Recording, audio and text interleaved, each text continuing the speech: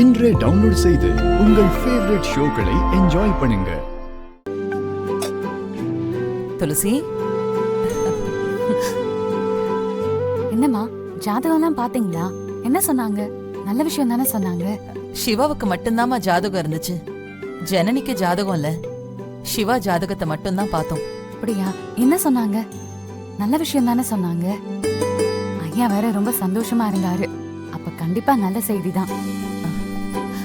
கூடிய சீக்கிரமே இந்த வீட்டுக்கு வாரிசு வரப்போகுதான்.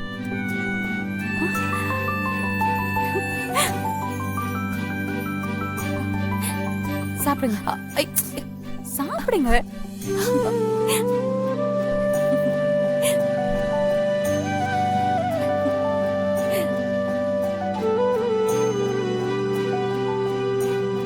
என்னம்மா இவ்ளோ சந்தோஷப்படுறியே? உனக்கு எதுவும் கவலை இல்லையா? எதுக்குமா கவலை? உண்மைய சொல்லு.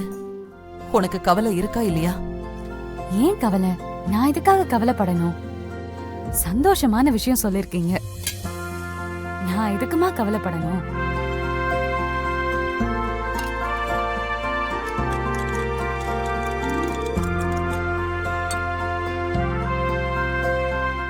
இந்தாங்க.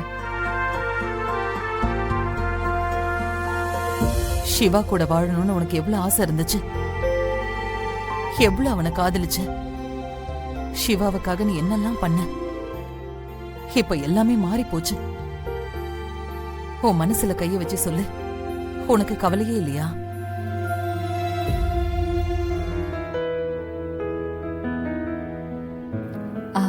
ஐயாவுக்கு காஃபி கொடுத்துட்டு வரேன்.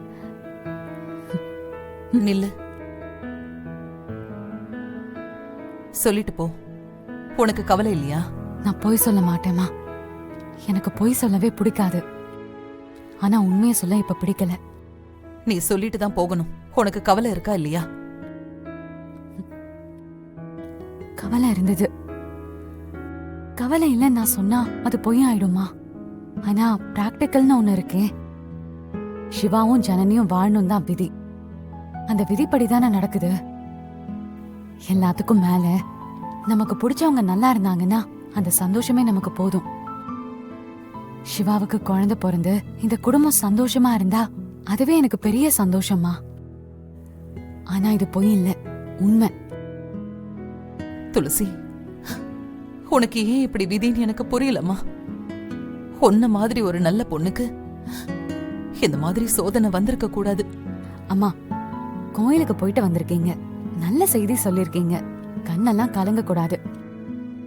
நான் சிவாவை மட்டும்தான் இழந்தேன். ஆனா அம்மா, ஐயா, பாட்டி அப்படின்னு இந்த வீட்டுல நிறைய உறவுகள் கிடைச்சிருக்கு.